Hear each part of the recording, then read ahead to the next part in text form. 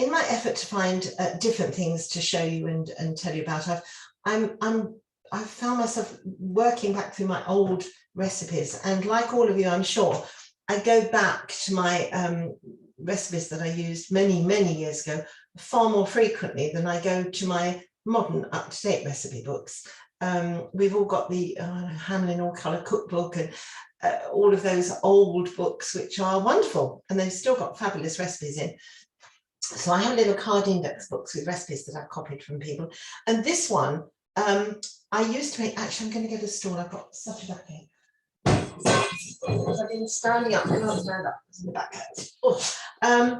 This one I used to make in the good old days when I was young. We had young children. Friends used to come for lunch, and you didn't want a huge lunch because you were going to cook dinner in the evening for your husband and children, but we had to have a nice lunch. So I used to make this, which is called egg casserole. It's a very simple dish. It's quite light. You can have it, we're going to have it tonight for our dinner, and we're going to have it with lots of vegetables. You can have it with salad, and it's just really nice. It's enough for 4, and I've made the whole amount of it. There's only 2 of us, so we'll have it reheated tomorrow. And it's very, very simple, and I haven't shown you me doing all of it because it's really basic. So I've chopped very finely the onions and fried them and the mushrooms in butter with salt and pepper and some thyme. Then I made a white sauce. And in fact, any of you who are still talking to Lindsay on a regular basis, even though she's had to give up coming to the group, this has no cheese in it, this sauce, so it would do for Chris, who doesn't like cheese sauce. You make a white sauce. I put mustard in mine because it gives it more flavour, and some more thyme in the sauce. So I've made that. I've hard boiled my eggs. Now, back in these far off days, every home had one of these. You didn't live without your egg slicer to make your sliced egg sandwiches. You can still buy them, clearly, because I've got one, and it's not very old. You don't have to slice the eggs with an egg slicer. You can just chop them up. You can cut them in quarters. You can do whatever you want. But I'm going to slice mine because I'm kind of an old-fashioned girl. So the only thing I've got left to do is fry my breadcrumbs. I haven't done that yet because I haven't made breadcrumbs. I have got a packet of dried white breadcrumbs. And I think I might use those because I think they'll be a bit crunchier. So I'm going to use those. It says for crisping and coating, but I'm going to fry them in butter. And then what I'm going to show you is how I put the finished dish together, because you really don't need to see me making white sauce because it's in the microwave anyway, and we've done that, so you know how to do that. So I've got the white sauce. You know how to fry an onion, I'm sure, and some mushrooms. And again, you can adapt it as with most of my recipes. If you don't like, actually, having heard Jane Osborne on the kitchen cabinet saying her husband will only eat half an onion, only cook half an onion in a recipe. I can never put enough onions in for us. We love onions. And this takes 8 ounces of onions. And I think that's enough. So if you make it, Jane, tell him not to leave the onions out because they do make the recipe good. Anyway, I'm going to go away and fry the breadcrumbs, and then I'll come back and show you me putting it all together, because I think that's all you need to see. I'm sure I told you that it was one of my school friends who commented that using a butter paper to grease her tins took her straight back to our cookery lessons.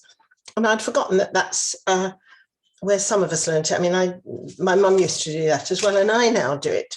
So I grease the inside of casserole with a butter paper. If there's not enough butter on it, you just put a bit of butter on it and still use it to grease the dish.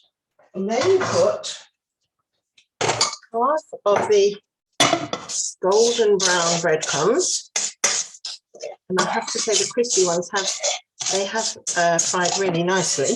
So you put half of those. I don't know how you measure half, but you put half in there. And I've actually got three different recipes I've been cooking at the same time.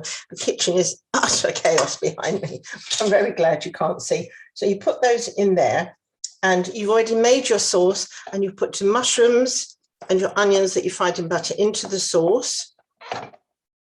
Now you put the sliced eggs on top of the casserole, chopped, sliced, whatever, I'm going to use my wonderful little gadget and I'm going to slice them because that's the way I roll. So I'll put those down there. So I'm going to put sliced egg all around the top of here. To my horror, my granddaughters don't like eggs on their own. They'll have thin things, you know, they have eggy bread and anything made, meringues or whatever, but just give them an egg and they won't eat it, which I find really strange. I can't imagine what I would have given my children for tea when they were little if they hadn't eaten scrambled eggs. Kind of, you know, scrambled eggs is what you have for tea, isn't it, when you're little? Or lunch or, you know, anything in between. Anyway, they don't eat eggs, which is very strange. So they wouldn't eat this, which is a great shame because I think it's nice. So stick your eggs on there.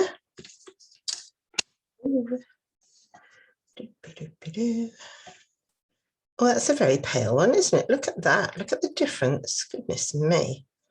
Actually, one of my neighbour's eggs was a blue shelled one, not a duck egg, but just one of her chickens seems to lay eggs with a blue shell. Bob's in the other room. It is monthly meeting day, U3A monthly meeting, which I tend not to partake of because we've got other stuff to do. I do envy Bob his ability to say, oh, well, I'm going to go and watch this for 2 hours. Or I'm going to the gym. And he just seems to be able to, you know, just not do other things. But I tend to be doing other things. Right. So you put the eggs in and then you put this on top, the sauce with the mushrooms and the onion in. Spread that. Oh, that smells nice. And it's got thyme in as well, of course, so you can smell the thyme through it. Oh, I wish I had smelly vision. You'd enjoy this even more.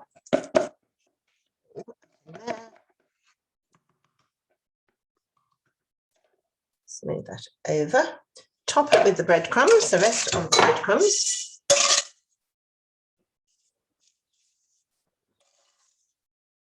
Well, this lead is in the way again, isn't it? So it's behind the salt and pepper. There we are. This is a very heavy sauce. Spread those out over the top. And then you just pop that in the oven for 20, I sound like a doctor, pop this on the screen. You pop this in the oven, you put it in the oven for 20 minutes at about 180 and serve it with salad or green veg. That's what I'm going to do. And of course, I mean, it's a bit fiddly in that you have all the things to do. Oh, let me turn around. Onto another camera. Tap to you. It's fiddly in that you have to chop the onion, fry the onion, but actually you can do all of that quite early on in the day. You could do it first thing in the morning and then just put it together as I have done, which takes 2 seconds. And you can have all those bits ready as I had and just whack it all in and then you've got quite an easy supper. It's very nutritious, it's very cheap, which when I was a young mum was quite important. It was very cheap and my kids did eat eggs. And you can make it, you know, you can make it more exotic if you wanted. You could put ham in it or bacon in it or treats, or you could do all sorts of things with it. But this is a cheap, easy supper or lunch dish, served with salad or with hot veg. What do you think? I think it's great. Enjoy. Bye.